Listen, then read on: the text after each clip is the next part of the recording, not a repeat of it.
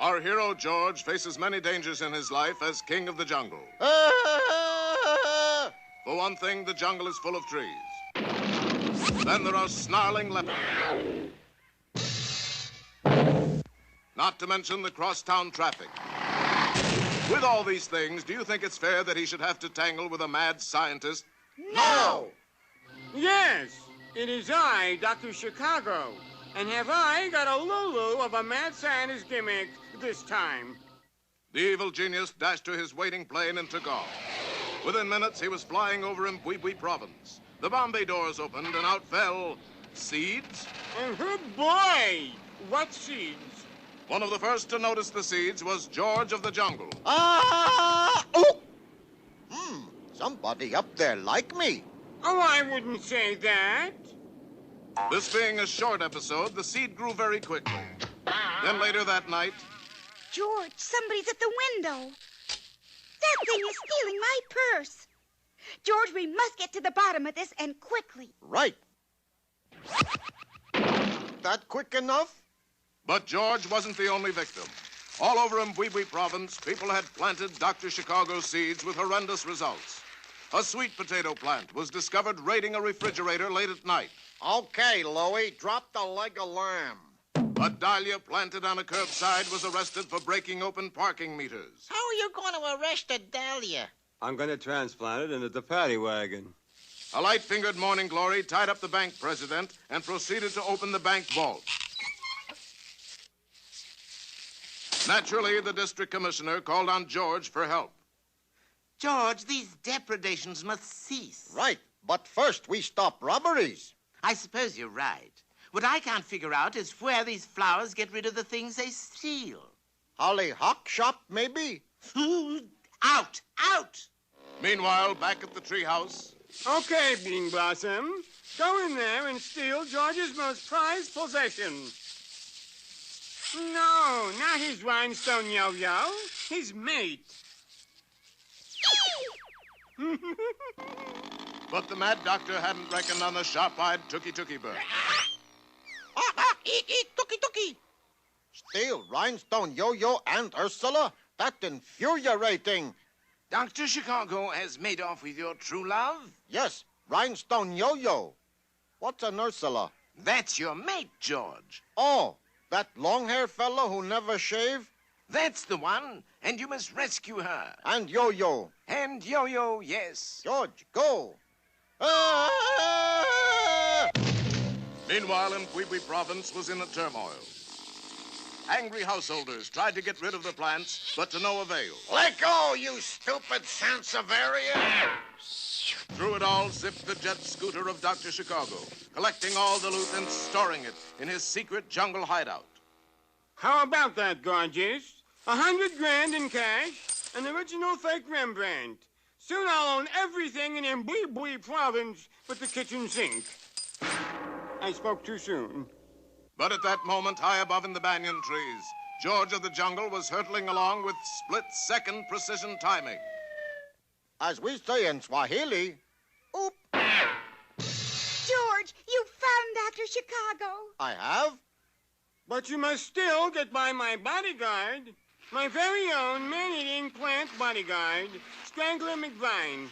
Sick 'em, Strangler. And Strangler McVine threw a clammy tendril around George's gozzel and squeezed off his air. Friends, have you ever had your gozzel squeezed by a clammy tendril? Ooh, it's awful. George, you must call for help. George, try. A poor excuse for a distress call, George. But at that moment, there arose a loud droning sound, and a dark shadow swept over the mad scientist's lair. George, look, it's the 7-year locusts. Funny, George called for aardvarks. Yes, and those 7-year locusts were hungry. Seeing the huge bounty of Dr. Chicago's quick-growing plants beneath them, they peeled off in dining formation.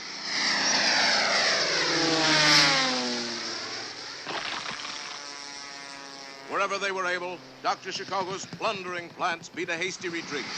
Within a few hours, every one of them was done for. George, you've won. No, tell me. Tell him. That plant must have a weak spot somewhere, George. Perhaps it's ticklish. George, try. Gitchy, gitchy, gitchy. More, George. Coochie, coochie, coochie. Stop that idiot laughing and get back to man-eating. And the plant did just that. What is it you say in Swahili? Oop. Thank you. Oop. A fine job, George. We've been saved from Dr. Chicago's green leafy bandits. Got Yo-Yo back, too. Also, what's her name? Unfortunately, your little friends, the 7-year locusts, have eaten everything in sight. You owe the Mbwibwi government $3,000 and a pair of pants. Pair of pants? Your insect buddies chewed the breeches off of one of our leading citizens. George, get pants right away. Do hurry, George. There's a nasty draft. When you find yourself in danger, when you're threatened by a stranger, when it looks like you will take a licking, there is someone waiting who will hurry up and rescue you. Just call for Super Chicken. Fred, if you're afraid, you'll have to overlook it. Besides, you knew the job was dangerous when you took it. He will drink his super sauce and throw the bad guys for a loss, and he will bring them in alive and kicking. There is one thing you should learn when there is no one else to turn to. Call for Super Chicken. Call for Super Chicken. This is the Noodle, one of the world's richest and brainiest criminals. The sound you hear is the Noodle using his noodle to plan another perfect crime. I have it. Another perfect crime. Beastly! You rang, sir? No, as a matter of fact, I called. Sorry, sir. Find me a green cat and a blue vacuum cleaner, Beastly. I'm going to rob a bank. Very good, sir. At 2:30 that afternoon, the Noodle and his butler entered the city bank. All right, Beastly. Let the cat out of the bag. Very good, sir. Good heavens, a green cat. A green cat? Now, there's something you don't see every day. Purple, yes, but green? Everybody was so amazed at seeing a green cat that no one noticed the Noodle sucking up the bank's money with the blue vacuum cleaner. Come, Beastly. Time to go. After you, sir. And looking like any ordinary vacuum cleaner salesman and his butler, the criminals calmly walked out of the bank. Brilliant, sir. Another perfect crime. Not quite, Noodle. It's Super Chicken. And Fred. Please, the help should be seen and not heard. Quite right, sir. Now let's see how you like my super vacuum cleaner. You may have got the money, Super Chicken, but you shan't get me. Light the rocket on my back, Beastly. Very good, sir. He's getting away. Never. Light the rocket under my cape, Fred. I could have sworn I had a rocket back there. Must be in your other cape. Later, back at the Noodle's apartment, Super Chicken foiled me again. Yes, sir. It's no fun committing perfect crimes if I always get caught. No, sir. I must get rid of Super Chicken. Yes, sir. How, sir? Well, how else? I'll use my noodle. and in the incredibly short time of 2 minutes and 18 seconds, the Noodle had it. Beastly, get me a 7-pound watermelon. A watermelon? I don't get it, sir. Super Chicken will. A short time later, the Noodle was flying high over the city in his jet plane. 3, 2, 1. Drop the watermelon, Beastly. Very good, sir. The Noodle then landed, drove his limousine back to the city, and stopped in front of a bank. Ah, yes. Here comes the watermelon right on course. Paint an X on the sidewalk right there, Beastly. Very good, sir. Now to bait the trap. I am going to rob this bank. Aha! I heard you with my super hearing. And he saw you with his supervision, too. If he had any supervision, he wouldn't be standing on an X waiting for a watermelon. Watermelon? What watermelon? That watermelon. Super Chicken, are you all right? I beg pardon, sir. I don't think we've met. Super Chicken! Glad to know you, Super Chicken. Aha! My plan worked. That watermelon hit Super Chicken in his one weak spot, his head. His memory is gone. You mean he has anomie? You mean his memory is gone? Exactly. Super Chicken is now just another dumb cluck. Come, Beastly, we have work to do. And as Super Chicken stood calmly by, the Noodle robbed the bank and strolled away. He's getting away. Here, drink some super sauce. It may help your memory. Sorry, Harvey. I never drink with strangers. Free to do as he wished, the Noodle began a rampage of crime, robbing bank after bank. Please, Super Chicken, you've got to remember. Say, aren't you Roger Wilcox? It's no use. Like Super Chicken would say if he were here, if you want a thing done, and you want it do, and you do it right, yourself, should you... It's no good. I just can't deliver one-liners. But Fred did drag the befuddled chicken into a nearby phone booth and changed clothes with him. Now for the super sauce. Then I, Super Fred, will catch the Noodle. Ah! The super sauce went to work and quickly transformed Fred into a crumpled heap on the ground. I guess it just doesn't work on lions. Still determined to capture the Noodle, plucky Fred took the fuzzy-minded chicken to the super coop, put it into high gear, and shot it into the air.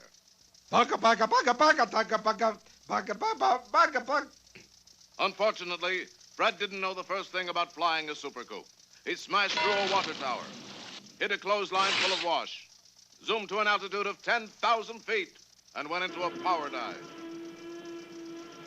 Harvey, What is that? you are a lousy driver. Sue me. Call it dumb cluck luck if you will, but on the street just below, the Noodle was making a getaway with another truckload of money. The coop scored a direct hit. Super Chicken flew the coop and landed on his head. The force of the blow restored his memory. You are under arrest, Noodle. I guess I'm really in the soup this time. And you know what kind, too. Yes. Super Chicken Noodle Soup. With the Noodle and Beastly safely in jail, Super Chicken returned to dig his friend Fred out of the wreckage. Are you okay, Fred? I don't believe we've met, stranger. Oh, dear.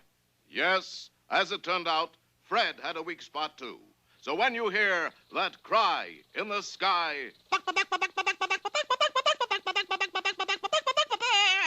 you'll know it's Super Chicken and Harvey, Roger, Floyd. Prudence, Prudence.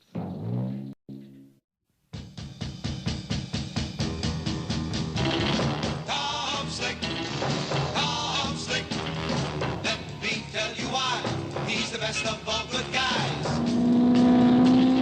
Tom Slick, Tom Slick.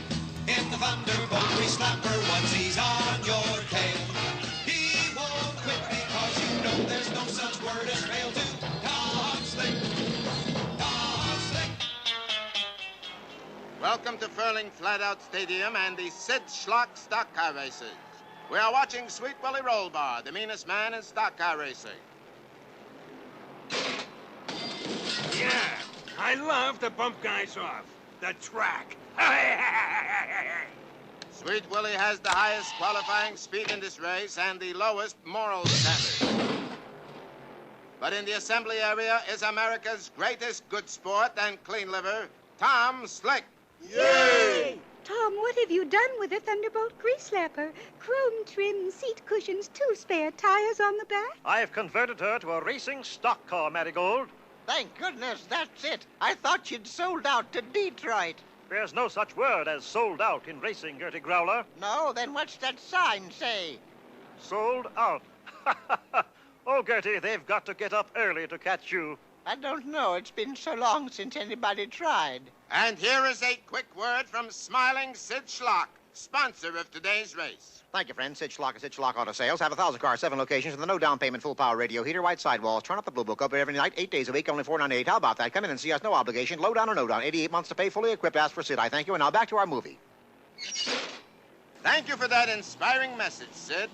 Following the pace car are some of the biggest names in stock car racing. Luther Jean Sodbuster in the Dino Ford Jugger, Old Smoky. I'm touching Old Smoky. I've tried something new. I filled up my gas tank with Old Mountain Dew. Here is the merry mortician, Moss Oleum, in the Quick Haul Coffin Grinder, the only car in the race with no reverse gear. How come that, Moss? Because in this kind of a car, you only make a one-way trip. And here is the famous Tom Slick in the converted Thunderbolt Grease Slapper. Yay! Do you have a word for us, Tom Slick? Yes, the word is artichoke. Thank you, Tom. And here comes Sweet Willie Roll Bar and the Chrome Fang Panther Prong. I got a word for you, too. You know, I see the pace cars nearing the starting line. It might be a start. Sweet Willie's preparing to go by the pace car. Sweet Willie don't go by. He goes through. And the race is on. Willie's in the lead, but here comes Tom Slick. I'm sure you didn't mean it, Sweet Willie, but you bumped my car. Oh, I'm so sorry. I accept your apology, but that rankles a bit. Uh-oh, Tom's car is in trouble. It's spinning off the track into the infield. Confound that careless fellow. I'll need protection against his erratic driving. Here, Tom, put these rubber bumpers on the side of your car. Good idea. Where did you get them, Marigold? I borrowed them from that baby buggy over there. Rubber baby buggy bumpers? Uh-oh, it looks like a bad time coming up for your announcer, folks. Tom Slick is installing rubber baby bubber bug. See, I told you. Meanwhile, on the track, far ahead of Tom, Moss O'Liam is trying to pass Sweet Willie Rollbar. Nobody passes Sweet Willie. That settles it. I'm retiring from racing. Are you serious? Dead serious. That seems to leave it up to Luther Gene Sodbuster. I'm driving old Smokey, my foot's to the floor. Sweet Willie's in first place, but I'm at the door. This ought to fix that off-key hillbilly. Slide, the dirt track detergent. Uh-oh, Sweet Willie is sprinkling soap flakes all over the track. Luther is lathering. He's starting to slide, and there he goes. That Sweet Willie Roll Bar is certainly mean. His dirt track detergent just washed me up clean. Sweet Willie is alone on the track with only 2 laps to go. But look, back into the race, his Thunderbolt grease slapper equipped with rubby bubber. It's Tom Slick. Yay! Well, goodbye, Tom Slick. But I'm not going anywhere. That's what you think. Gertie, the rubber baby buggy bumpers did the trick. Tom's ahead. Hey, nobody passes Sweet Willie Rollbar. But I just did. Nobody passes me more than once. Now Tom is gaining a full lap on Willie. But I still got a trick up my sleeve. It's my trusty injector razor. I'll cut his tires to ribbons. Sweet Willie's desperate move has worked. The grease slapper has a flat tire. Tom is falling behind. But what's this? Gertie Growler is on the track with a shotgun. Don't shoot, Gertie. He tried his best. Don't be a featherhead. I'm shooting at his spare tires. Wow! The air escaping from Tom's spare tires is acting like a jet stream. The Thunderbolt's grease slapper is moving up. Tom Slick wins. Yay! Sweet Willie is second and last. Like I say, Sweet Willie don't go by. He goes through. And there is the winner, the Thunderbolt grease slapper with optional rubber big baby bunkers. Baby, rubby bubber bump, bakey bumpers. Raby bumper, rubber. But, Tom, how did you beat Sweet Willie with a flat tire? I didn't beat him with a flat tire, Marigold. I beat him with American know-how. He's right, hon. I'm beating him with a flat tire.